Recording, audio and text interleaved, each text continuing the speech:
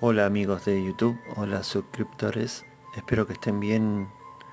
En esta ocasión quería compartir con ustedes este documental sobre la tristemente célebre expedición de Franklin, una expedición que partió en 1845 en busca de el paso del noroeste, la unión de los océanos Atlántico y Pacífico, de la cual nunca se supo hasta muchos años más tarde.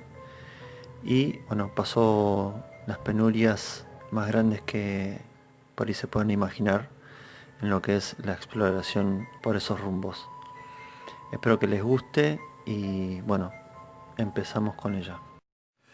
Hasta la apertura del Canal de Panamá en 1914, aquellos navíos que querían viajar transportando mercaderías desde el Atlántico al Pacífico de ida y de vuelta, debían hacerlo por una ruta yendo hasta casi el fin del mundo para atravesar el Estrecho de Magallanes o el Cabo de Hornos, donde se unen ambos océanos y las aguas son verdaderamente turbulentas y el clima cambia constantemente, ocurriendo así muchos naufragios, o bien bordeando por el oeste de África hasta llegar al Océano Índico, pasando por el Cabo de Buena Esperanza. Para evitar estas tediosas travesías, hubo países que organizaron muchas expediciones para poder cartografiar el llamado Paso del Noroeste. Este paso atraviesa el Océano Ártico, conectando el Estrecho de Davis y el Estrecho de Bering, o lo que es lo mismo, ambos océanos. En Reino Unido, la Royal Navy no estaba ajena de esta carrera por explorar, cartografiar y establecer la ruta más rápida para ir de un extremo al otro. Ya en 1817, el almirantazgo estipuló un premio de 5.000 libras para el primer barco que superara los 110 grados de longitud oeste, navegando al norte del Círculo Polar Ártico. Y esto era con el fin de alentar a expedicionarios a encontrar el mejor camino posible para pasar de un océano al otro. Pese a que hubo bastantes expediciones por esos lares, lo que se buscaba era cartografiar una ruta por la cual los buques pudieran ir y venir de la mejor manera posible, puesto que los hielos, movidos o desplazados por las corrientes marinas, se abren y cierran constantemente, impidiendo en ocasiones el paso a los barcos y en muchas otras encerrándolos y obligándolos a pasar varios meses atascados entre los fuertes hielos, como suerte, cuando por el contrario también podían ser partidos. Los cascos eran reventados por la presión de los hielos. Prueba de ello fue la fallida expedición imperial transatlántica al Polo Sur, liderada por Ernest Shackleton, en la cual su buque, el Endurance, quedó atrapado en un bandejón de duro hielo, haciendo que con el tiempo la tripulación descendiese toda, abandonando el navío, y que colapsase más tarde la estructura de madera del buque hasta partirse en pedazos. Por esas épocas no había buques rompehielos, obviamente, como los de hoy en día. En 1804, Sir John Barrow se había convertido en el segundo secretario del almirantazgo. Él fue un gran promotor de los viajes de descubrimiento del Ártico, incluyendo los de John Ross, William Perry, James Ross, que era sobrino de John Ross, y John Franklin. Y antes de retirarse de su carrera naval, el almirantazgo le encargó seleccionar a un comandante para llevar a cabo una nueva expedición a esos lugares. Entre los candidatos estaban el citado William Perry, quien dijo estar cansado del Ártico, por lo cual rechazó el ofrecimiento, James Clark Ross, que también rehusó la oferta por temas familiares, y finalmente se decantó por Sir John Franklin, aunque tenía sus reservas, sus dudas sobre sus capacidades y experiencias. Nacido en Spilsby, Inglaterra, en 1786, Franklin era un oficial de la Royal Navy, hijo de un comerciante rico inglés. Había participado en 1801 en la primera batalla de Copenhague y en 1815 en la batalla de Nueva Orleans. Entre 1819 y 1822, a bordo y comandando el HMS Trent, Franklin tuvo la labor de cartografiar Groenlandia e Isla de los alrededores. Esa expedición se volvió desastrosa porque algunos tramos debieron hacerlos a pie por los territorios del noroeste de Canadá a lo largo del río Coppermine, y Franklin perdió así a 11 de los 20 miembros de la partida. La mayoría murió de hambre y hipotermia, pero hubo al menos un asesinato y se sospechó de algún caso de canibalismo. Los supervivientes tuvieron que comer trozos de grasa quemada con líquenes e incluso llegaron a comerse sus propias botas de cuero. Esto hizo que Franklin se ganara el apodo de el hombre que se comió sus botas. A su regreso a Inglaterra fue recibido como un héroe. Fue nombrado luego gobernador de Tasmania en 1936, pero fue retirado del cargo en 1843, en parte por sus intentos por reformar la colonia penal allí emplazada, algo que no cayó bien lo que es la administración de por aquel entonces la reina Victoria. En la lista de candidatos también estaba un joven oficial llamado Fitzjames, que había participado en la primera guerra del opio entre 1839 y 1842, más luego de unos años fue ascendido al grado de capitán. En 1845 para esta expedición fue elegido como capitán del HMS Erebus, pero fue descartado como comandante por la poca experiencia en esas zonas. También estuvo en la lista Francis Crozier, pero como era de baja cuna, eso le jugó en contra. Francis Crozier fue, no obstante, elegido como oficial ejecutivo y capitán del HMS Terror, y Fitzjames como capitán del HMS Erebus. Francis Crozier era un marino con una buena carrera naval, había sido nacido en Irlanda. En 1821 se ofreció voluntariamente para unirse al capitán William Parry en su segunda expedición, 1821-1823, con los barcos gemelos HMS Fury y HMS Hecla para encontrar el paso del noroeste. Regresó de nuevo al Ártico con Parry en 1824 en una expedición en la que se perdió el HMS Fury en aguas próximas a la isla Somerset.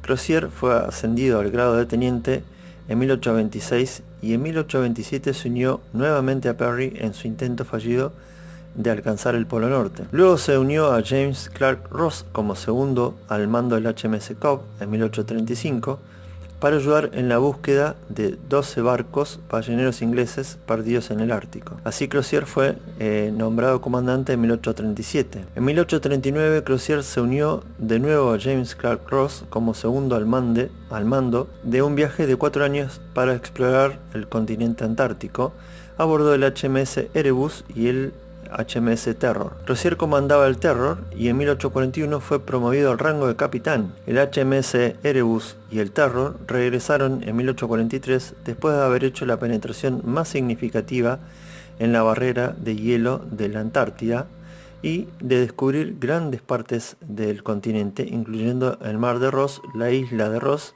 el monte Erebus y la plataforma de hielo Ross, en un viaje que se convertiría en el siglo XX en el pionero de la edad heroica o dorada de la expedición en la Antártida, que protagonizaron también Amundsen, Scott y Shackleton. Crozier fue elegido miembro de la Royal Society en 1843 en reconocimiento a su destacada labor en el estudio del magnetismo. En resumidas cuentas, era el oficial que más experiencia tenía en el ámbito polar. Pero bueno, con poco convencimiento, pero sin otra alternativa, optó Sir John Barrow por elegir al comandante de la expedición, a Sir John Franklin.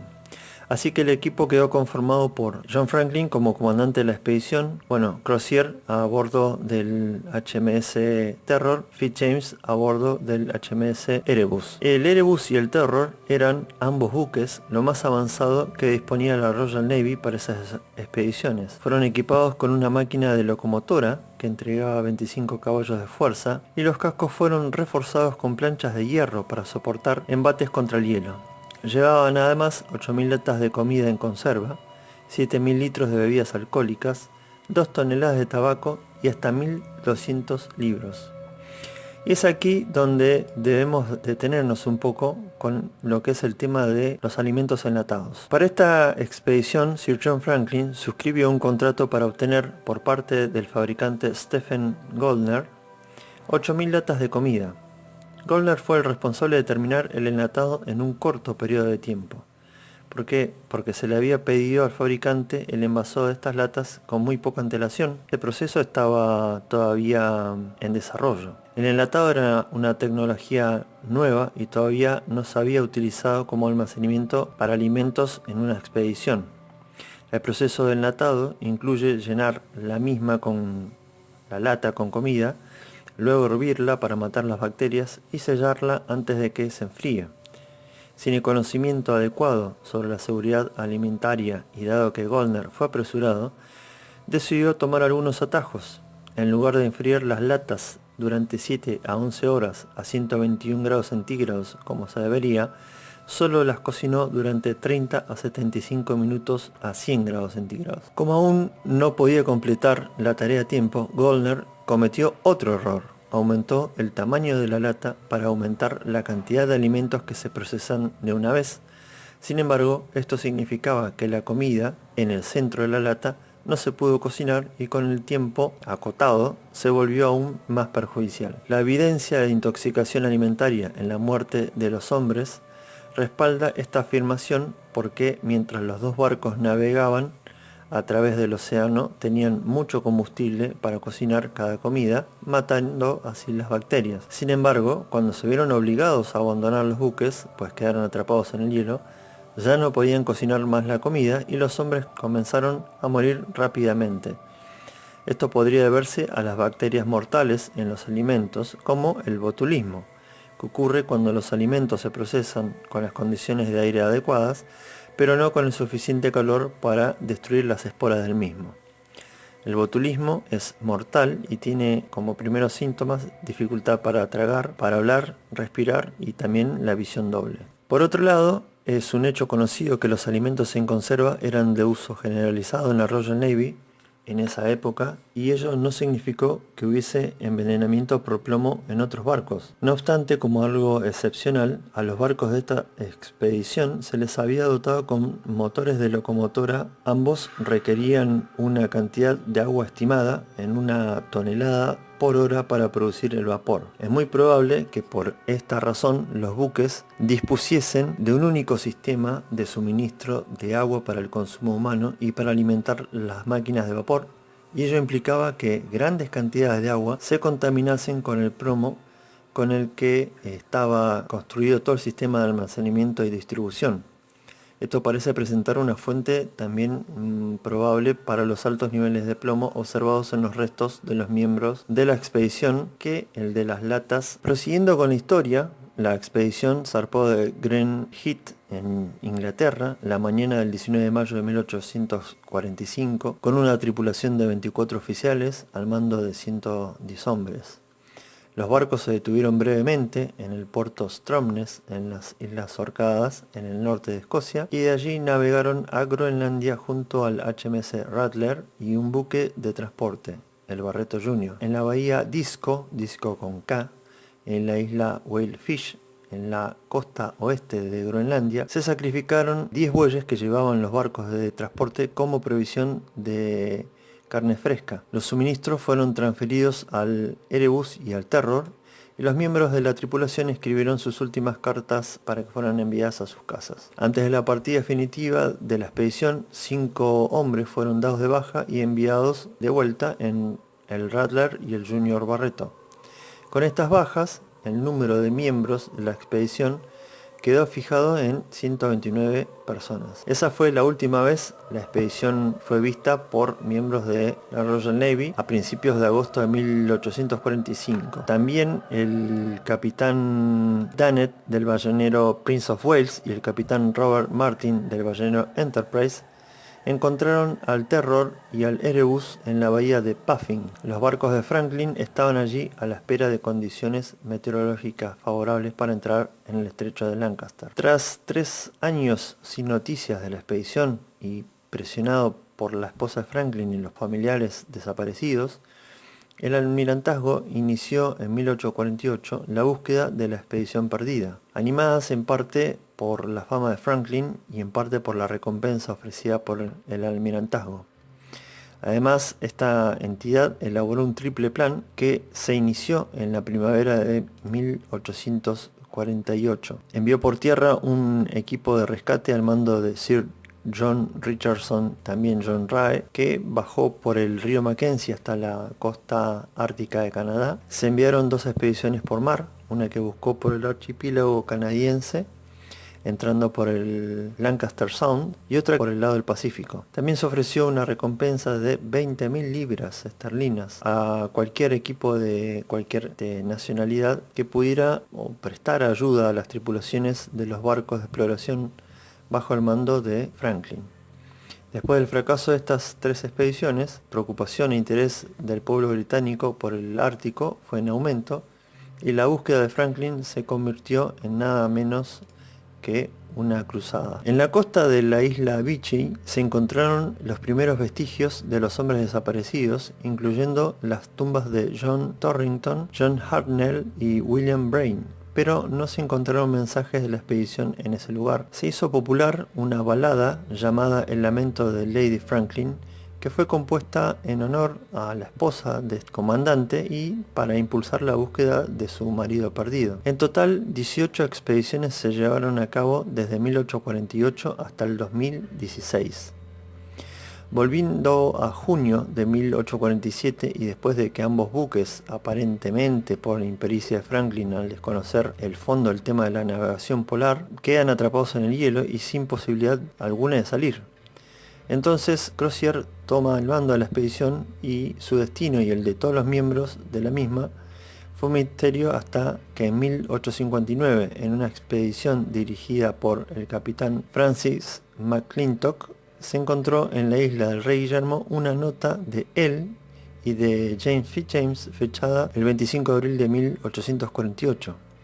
La misma decía que los barcos se habían atascado en el hielo y debieron ser abandonados. 9 oficiales, incluyendo el mismísimo John Franklin, y 15 miembros de la tripulación habían muerto, y los supervivientes partieron el 26 de abril hacia el Backfish River, en la parte continental del Canadá. Más tarde llegaron informes no verificados de inuits que entre 1852 y 1858 decían que Crozier y otro miembro de la expedición habían sido vistos en el área del lago Baker o Baker, a unos 400 kilómetros al sur, donde en 1848 Farley Mowat encontró un cairn. Un cairn es un montón de piedras apiladas en forma de demarcación al estilo de hito o mojón geográfico que ya parecía bastante antiguo. En el mismo había jirones, restos de una caja de madera hecha con juntas de cola de Milano. McClintock y buscadores más tardíos encontraron sepulturas y restos humanos de esta tripulación en la isla Beechey, la isla del Rey Guillermo y en la costa norte de la parte continental canadiense, pero no encontró a ninguno de los hombres vivos. En 1854, el explorador John Rae, que realizaba una exploración científica desde la costa ártica del Canadá al sureste de la isla del Rey Guillermo, pudo contactar con los inuits. Los inuits son los habitantes autóctonos y originarios de esas tierras, que le refirieron algunas historias sobre los tripulantes de la expedición y además le dieron algunos de sus objetos personales que aún conservaban. La búsqueda continuó infructuosamente durante décadas. Como se dijo, durante los 150 años que siguieron, otras expediciones, exploradores y científicos han intentado reunir las piezas de lo que ocurrió con esa expedición a partir de ese momento. Como se dijo, los hombres pasaron el invierno de 1845 a 1846 en la isla Beechey, donde 3 tripulantes de la tripulación murieron y fueron enterrados. Según una nota que Fitzjames y Crozier dejaron en la isla, Franklin habría muerto el 11 de junio de 1847. Y su tripulación tuvo que pasar también los inviernos del 47 y el 48. En la isla del Rey Guillermo fue donde hicieron esta invernada. El 26 de abril de 1848 los miembros de la expedición sobrevivientes iniciaron una marcha a pie hasta el río Backfish, que se encuentra en territorio continental canadiense. Lo hicieron tirando de pesados botes de madera que llevaban los buques, los que se desmontaron para poder acarrear elementos materiales y alimentos para poder alcanzar algún lugar que les permitiese estar a salvo y enviar hombres en busca de ayuda. Así atravesaron barreras casi infranqueables de hielo y roca, largas extensiones en las que fueron padeciendo las penurias más inimaginables. John Rae, el citado investigador, consiguió de los esquimales los primeros objetos pertenecientes a la expedición e informó de la inanición que padecieron y de las prácticas de canibalismo a las que recurrieron los sobrevivientes de las tripulaciones. En 1854, John Rae, mientras exploraba la península Boothia para la compañía de la bahía de Hudson, descubrió una prueba más sobre la suerte corrida por los hombres de esa expedición. Se encontró con un inuit cerca de Pelly Bay, ahora llamada Kugaruk, el 21 de abril de 1854, quien le dijo que un grupo de 35 o 40 hombres habrían muerto de hambre cerca de la desembocadura del río Back. Otros inuit le confirmaron esa historia, que hablaba también de casos de canibalismo. Contaron que los supervivientes se comían a los fallecidos. Los inuit le enseñaron a Rae muchos objetos que fueron identificados como pertenecientes a Franklin y sus hombres. En concreto, Rae compró a los inuit de Pelly Bay varios tenedores y cucharas de plata, más tarde identificadas como propiedad de FitzJames Crozier Franklin y Robert Osmond Sargent, primer oficial del Erebus. El informe de Rae fue enviado al almirantazgo en octubre de 1854, quien instó a la HBC a enviar una expedición por el río Back para buscar más rastros de Franklin y sus hombres.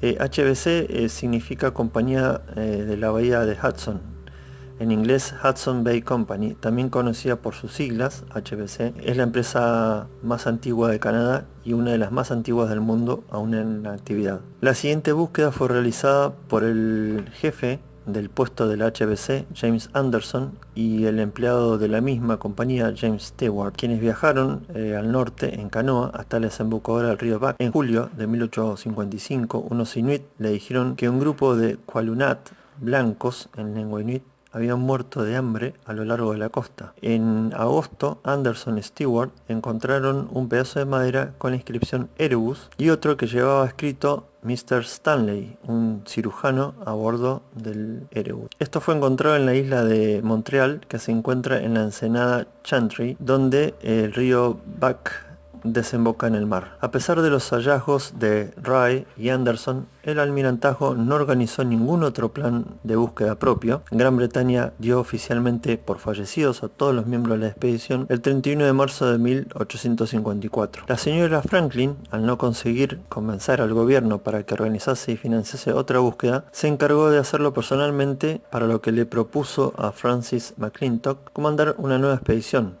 El barco para la misma fue la goleta de vapor Fox, comparada con el dinero propio y también recaudado en una suscripción pública. Zarpó de Aberdeen el 2 de julio de 1857. En abril de 1859, varios grupos de hombres en trineo partieron desde el vapor Fox para buscar en la isla del Rey Guillermo. El 5 de mayo, el equipo liderado por el teniente de la Royal Navy, William Hobson, encontró un montículo de piedras que tenía un documento dejado por Crozier y FitzJames. El mismo contenía dos mensajes. El primero fechado el 28 de mayo de 1847, que decía que el Erebus y el Terror habían invernado en el hielo de la costa noroeste de la isla del Rey Guillermo, y que el año anterior lo habían hecho en la isla Beechey, circunnavegando después la isla de Cornwallis. Sir John Franklin, comandante de la expedición, todos bien, decía el mensaje. Pero el segundo mensaje, escrito en los márgenes de la misma hoja de papel, era más inquietante. Ese mensaje, con fecha 25 de abril de 1848, informaba que 24 oficiales y miembros de la tripulación habrían muerto. Luego, como se dijo anteriormente, Crozier quedó al mando de la expedición y los 105 supervivientes tenían previsto iniciar un viaje al día siguiente en dirección sur hacia el río Back. La expedición de McClintock también encontró un esqueleto humano en la costa sur de la isla del Rey Guillermo. Seguía un vestido, lo registraron y encontraron algunos documentos, entre ellos un certificado de marinero al nombre del suboficial Henry Peglar, nacido en 1808, quien oficiaba de foretopman. El foretopman es un marinero en servicio en palo de proa y superior en el HSM Terror. Sin embargo, dado que el uniforme era el de camarero del barco, lo más probable es que el cuerpo fuese el de Thomas Armitage, camarero y encargado de la armería, compañero de Peglar, cuyos documentos se debió llevar consigo. En otro sitio, en el extremo del oeste de la isla, Hobson descubrió un bote salvavidas que contenía 2 esqueletos y varios objetos pertenecientes a la expedición. El bote tenía en su interior una gran cantidad de equipo abandonado, incluyendo botas, pañuelos de seda, jabón perfumado, esponjas, zapatillas, peines y muchos libros, entre ellos una copia de El Vicario de Wakefield. Se pueden imaginar que la expedición o los hombres que acarrearon esos botes llevaban peso que no era para nada útil. Charles Francis Hall dirigió 2 expediciones entre 1860 y 1869. Vivió con los Inuit cerca de la bahía de Frobisher en la isla de Baffin y más tarde en la bahía Repulse en la costa continental del norte de Canadá. Encontró campamentos, tumbas y objetos de la expedición de Franklin en la costa de la isla del Rey Guillermo, pero ningún superviviente. Al principio creía que se encontraban entre los Inuit, pero al final llegó a la conclusión de que todos los componentes de la expedición habían muerto. Estaba convencido también de que los documentos de la expedición se encontraban en algún lugar en un montículo de piedras. Con la ayuda de sus guías Big y Tocolito, Hall llenó cientos de páginas con los testimonios de los Inuit. Entre estos materiales están los relatos de las visitas que los esquimales realizaron a los buques de Franklin y la narración de un encuentro con un grupo de hombres blancos en la costa sur de la isla del Rey Guillermo, cerca de la bahía de Washington. En la década de 1990 este testimonio fue ampliamente investigado por David Woodman y fue la base de 2 libros llamados Unraveling the Franklin Mystery de 1992 y Stranger Among Us de 1995, en los que se reconstruyen los últimos meses de la expedición. La esperanza de encontrar estos documentos perdidos impulsó al teniente Frederick Schwatka del ejército de los Estados Unidos a organizar una expedición a la isla entre 1878 y 1880, viajando a la bahía de Hudson en la goleta Eothen. Schwatka organizó un equipo que incluía a esquimales que habían ayudado a Hall. Viajaron hacia el norte a pie y en trineo con perros, entrevistó a los Inuit visitando sitios conocidos o probables en los que habían estado los miembros de la expedición y en los que habrían invernado también en la isla del Rey Guillermo. Aunque Schwatka no encontró los documentos que buscaba, en un discurso que hizo tras una cena dada en su honor por la American Geographical Society en 1880, señaló que su expedición había hecho el viaje en trineo más largo jamás registrado, tanto en lo que respecta a su duración como a la distancia recorrida. El mismo duró 11 meses y 4 días y recorrieron 4.360 kilómetros. Esa fue la primera expedición por el Ártico en la que sus componentes hicieron la misma dieta que los Inuit. Como conclusión de la expedición, se estableció la pérdida de los documentos de Franklin más allá de toda duda razonable. La expedición de Schwatka no encontró restos de la expedición al sur del lugar, de un lugar conocido como Starvation Cove, en la península de Adelaida. Este lugar queda al norte del objetivo de Crozier, que era el río Back, y a varios cientos kilómetros de distancia de la zona habitada por occidentales más cercana, que estaba en el Gran Lago del Esclavo. En 1981, Owen Beatty, un profesor de antropología de la Universidad de Alberta, en Canadá, comenzó el proyecto de antropología forense de la expedición de Franklin, cuando él y su equipo de investigadores y auxiliares de campo viajaron desde Edmonton a la isla del Rey Guillermo y anduvieron por la costa occidental de la misma, siguiendo los pasos de la expedición que Franklin o los sobrevivientes habrían hecho 132 años antes. Aunque durante la caminata encontraron restos arqueológicos de los europeos del siglo XIX, así como restos humanos, Beatty estaba decepcionado por la cantidad encontrada, la cual era escasa. Al examinar los huesos de los miembros de la tripulación de Franklin, encontraron en ellos señales características del escorbuto que padecieron por la falta de vitamina C. Después de regresar a Edmonton, Beatty revisó sus datos y observaciones con Sabel James, un arqueólogo del Ártico, y detectaron en los huesos marcas que solo se podían atribuir a la práctica del canibalismo. Para averiguar datos sobre la salud y la dieta de la tripulación de Franklin, enviaron muestras de huesos al Alberta Soil and Feed Testing Laboratory para su análisis químico, buscando trazas de elementos y compuestos significativos. El análisis encontró un inesperado y alto nivel de plomo en los huesos, con una concentración de 226 partes por millón, cantidad 10 veces superior a la encontrada en las muestras de control que se habían tomado de esqueletos de los inuit de la misma área geográfica, la cual era de entre 26 y 36 partes por millón. En junio de 1982, un equipo formado por Beatty, Walt Kowal, Ann Carlson y Arsin Tungilik, un estudiante esquimal que trabajaría de ayudante sobre el terreno, se trasladaron a la costa occidental de la isla Rey Guillermo, donde volvieron sobre los pasos de McClintock en 1859 y de Schwatka entre el 78 y el 79, y durante la expedición descubrieron los restos de entre 6 y 14 hombres en un lugar próximo a donde McClintock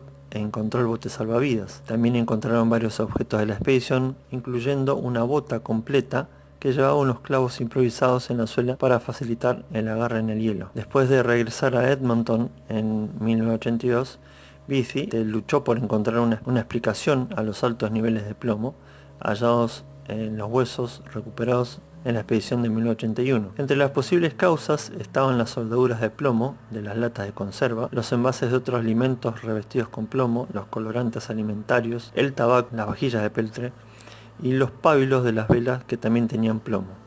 Llegó a sospechar que los problemas de envenenamiento por plomo combinados con los efectos del escorbuto pudieron haber sido letales para la tripulación de Franklin. Sin embargo, dado que el plomo de los huesos podría explicarse por la exposición al plomo a lo largo de la totalidad de la vida de los sujetos, en lugar de haberse limitado tan solo a la exposición durante el viaje, la teoría de Beatty solo se podría probar con un examen forense de los tejidos blandos en lugar de los huesos, así que decidió examinar las tumbas de los miembros de la tripulación enterrados en la isla Beechey. Tras obtener el permiso legal, el equipo de Beatty realizó un viaje a la isla de Beechey en agosto de 1984 para realizar las autopsias de los 3 tripulantes enterrados allí. Comenzaron con el primer miembro de la tripulación en morir, el jefe de los fogoneros, John Torrington. Después de completar la autopsia de Torrington, exhumaron y realizaron un breve examen del cuerpo de John Hartnell. El equipo, presionado por la escasez de tiempo y por las tormentas que se venían para esos lugares,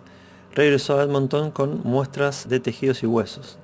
El análisis de trazas de elementos de los huesos y de cabello de Torrington indicó que los tripulantes habían sufrido graves problemas físicos y mentales causados por el envenenamiento por plomo. A pesar de que la autopsia indicó que la neumonía fue la causa última de la muerte del tripulante, el envenenamiento por plomo fue citado como un factor que influyó de forma importante. Durante la expedición, el equipo visitó un lugar a 1 kilómetro al norte de la fosa común, donde examinaron fragmentos de cientos de latas de conserva desechadas por los hombres de Franklin. Beatty señaló que las costuras fueron mal soldadas con plomo, lo que probablemente hizo que entrase en contacto directo con los alimentos. La publicación de los hallazgos de la expedición de 1984 y la foto del cadáver de Torrington, que 138 años después de su muerte estaba muy bien conservado en el permafrost de la tundra, hizo que los medios de comunicación tratasen ampliamente el tema y se renovase el interés por la expedición fallida. Ferrer dijo que es imposible explicar cómo se podía comer la cantidad de alimentos enlatados necesarios para ingerir 3.3 miligramos de plomo diario durante 8 meses, necesaria para elevar el nivel de plomo a 80 micromoles por decilitro, cantidad a partir de la cual los síntomas de intoxicación por plomo comienzan a aparecer en los adultos. Además dijo que no se sostiene que el plomo en los huesos en unas personas mayores pudo acumularse por la ingestión de alimentos contaminados con plomo durante tan solo un periodo de unos pocos meses o incluso 3 años. En 1986 se realizó una nueva investigación de las tumbas. Una cámara filmó el proceso y el resultado fue incluido en un documental de 1988 de la televisión canadiense Nova y titulado Enterrados en el hielo. Con unas condiciones meteorológicas muy adversas y un terreno bastante difícil, Derek Notman, un radiólogo y doctor en medicina de la Universidad de Minnesota, y el técnico en radiología Larry Anderson hicieron muchas radiografías de los restos antes de que se les realizase la autopsia. Barbara Schweger, especialista en indumentarias árticas, y el patólogo Roger de Amy ayudaron en la investigación. Beatty y su equipo descubrieron que alguien habría intentado exhumar a Hartnell.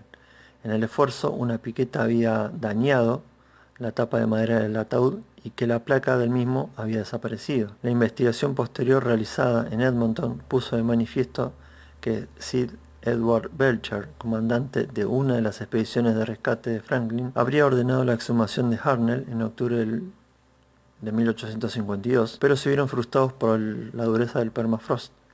Un mes más tarde, Edward Inglefield, comandante de otra expedición de rescate, volvió a intentar la exhumación y eliminó la citada placa del ataúd. A diferencia de la tumba de Hartnell, la del soldado raso William Braine estaba completamente intacta. Cuando fue exhumado, el equipo de investigación observó que su entierro podría haber sido apresurado, porque sus brazos, el cuerpo y la cabeza no habían sido cuidadosamente colocados en el ataúd y le habían puesto la camiseta al revés. El ataúd parecía demasiado pequeño para él y la tapa incluso presionaba su nariz. Una gran placa de cobre con su nombre y otros datos personales fue clavada y adornaba la tapa del cajón. En 1992, un equipo de arqueólogos y antropólogos forenses identificaron un emplazamiento que ellos etiquetaron como NGLJ2 en la costa occidental de la isla del Rey Guillermo. El sitio coincide con la descripción física dada por Leopold McClintock del sitio del bote. Se realizaron excavaciones descubriéndose unos 400 huesos y fragmentos óseos, así como objetos que van desde piezas de cerámica a botones y herrajes de latón. El examen de estos huesos, realizado por Kinley-Side, forense de la expedición, mostró niveles elevados de plomo y muchas marcas de cortes, como en los hechos al descarnar. Con los datos obtenidos en esta expedición se confirmó y se ha aceptado que algunos hombres de esa expedición recurrieron a la antropofagia cuando estuvieron al borde de la inanición. En 1992, el autor de un libro sobre Franklin, David C. Woodman, con la ayuda de un experto en magnetómetros, Brad Nelson, organizó una búsqueda de los restos del naufragio del que hablaron los inuit, que habían indicado como las aguas próximas a la península de Adelaida. Con la colaboración de un avión de la National Research Council y otro de las fuerzas canadienses, cada uno equipado con un delicado magnetómetro, exploraron un gran área al oeste de Grand Point y lo hicieron desde una altura de 60 metros. Se identificaron más de 60 puntos con fuertes señales magnéticas, de los que 5 se encontraban en los lugares que se habían considerado como más probables para el lugar del naufragio de los dos buques. En 1993, el Dr. Joe McInnes y David Woodman fletaron un avión y aterrizaron sobre el hielo en 3 de los lugares. Luego se perforó un agujero a través del hielo y por el cual se bajó un pequeño sonar de barrido para obtener datos sobre el fondo del mar. Lamentablemente, debido a las condiciones del hielo y la incertidumbre sobre la exactitud de la navegación que les llevó a esos puntos, no se encontró nada, a pesar de las coincidencias con las indicaciones de los inuit sobre el lugar del naufragio. En 1994, Woodman organizó y dirigió una nueva búsqueda por tierra en la zona de la ensenada Collinson, nombre moderno para lo que fuera anteriormente llamada como Victoria Point. Esto fue en busca de la tumba de la que había hablado recientemente un cazador esquimal llamado Suppunger. Un equipo de 10 personas estuvo buscando durante 10 días bajo el patrocinio de la Canadian Geographical Society y la exploración fue filmada por la CBC Focus North, pero tampoco se encontró nada. En 1995 fue organizada una expedición conjuntamente por Woodman, Hobson y el aventurero americano Steven Trafton. Cada uno de los equipos buscaría por su lado. El grupo de Trafton viajó hacia la isla Clarence para investigar las historias de los inuit sobre un montículo de piedras del hombre blanco. Lo localizaron, pero no había nada en él. El equipo de Hobson, acompañado por la arqueóloga Margaret Bertulli, investigó el campamento de verano que se encuentra a unas pocas millas al sur del Cabo Félix, donde encontraron algunos restos de la expedición perdida. Woodman, con 2 compañeros, viajó al sur de la bahía Wall hasta Victoria Point, investigando todos los lugares a lo largo de la costa donde pudiesen haber acampado los hombres de Franklin, encontrando solo algunas latas oxidadas en un campamento hasta entonces desconocido cerca del Cabo María Luisa.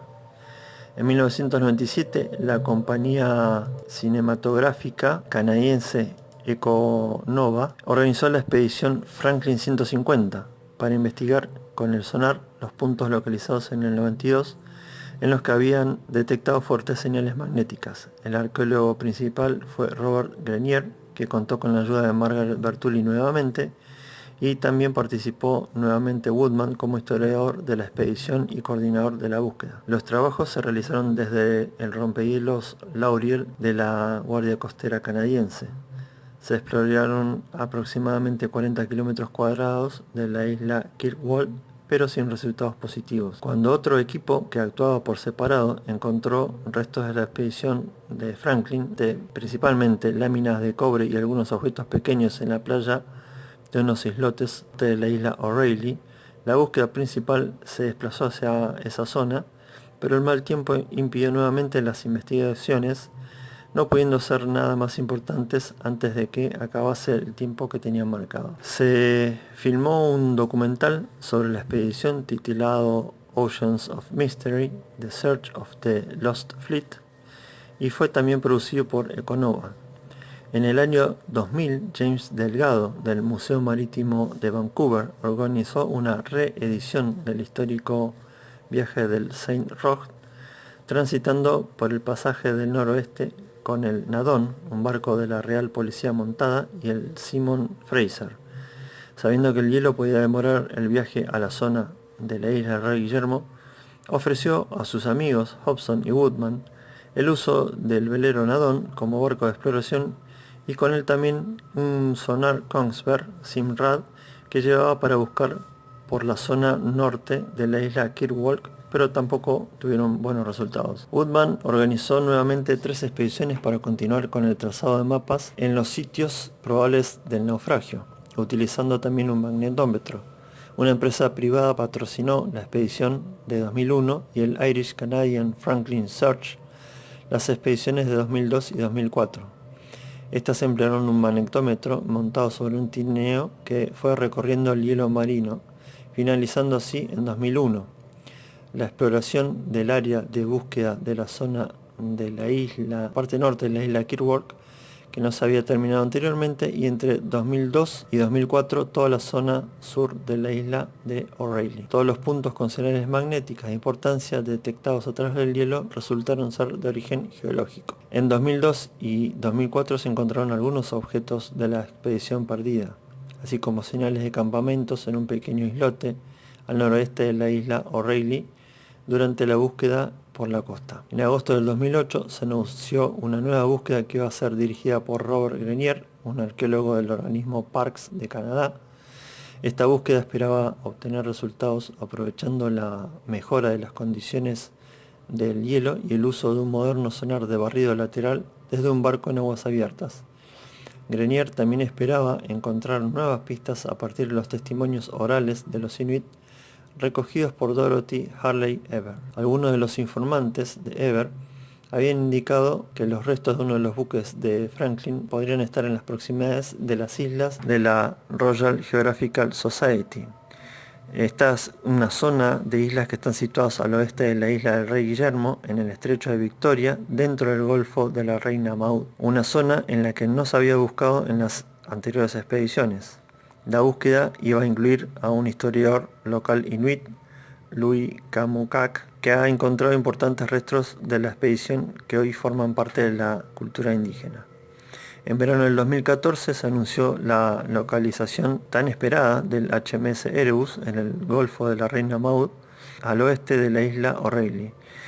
El 12 de septiembre de 2016 se anunció que la expedición de la Fundación Arctic Research había encontrado el naufragio del HMS Terror al sur de la isla King William, en Terror Bay, en muy buenas condiciones. Su localización se encontraba muchas millas al sur de la última ubicación conocida del HMS Terror. Con el hallazgo de ambos buques en 2016 y 2014, se ponía fin al misterio de la desaparición de los navíos de la fallida expedición de Franklin, pero se abren nuevas preguntas sobre la ruta que pudieran haber seguido los buques tras ser abandonados por las tripulaciones al norte de King William Island y sobre sí llegaron al lugar del naufragio navegando, es decir, si las tripulaciones volvieron a embarcar en algún momento tras el abandono, o si ambos navíos fueron arrastrados por la deriva del hielo. La buena conservación general de los naufragios, existen esperanzas de encontrar documentos u otros objetos que arrojen luz sobre la última singladura de estos barcos. Los estudios de la Franklin Expedition Forensic Anthropology Project sobre el terreno, con las correspondientes excavaciones y exhumaciones, duraron más de 10 años. Los resultados de este estudio y los de los objetos y restos humanos en la isla del Rey Guillermo y de la isla Beechey mostraron que en la misma probablemente los tripulantes falleciesen también de neumonía y quizás por tuberculosis, que fue sugerida por la evidencia de la enfermedad del tripulante Pott descubierta en Braine. Los informes toxicológicos apuntan a un envenenamiento por plomo como posible factor coayudante. Se encontraron marcas de corte de cuchillo en los huesos de algunos de los tripulantes y se interpretaron como signos de canibalismo.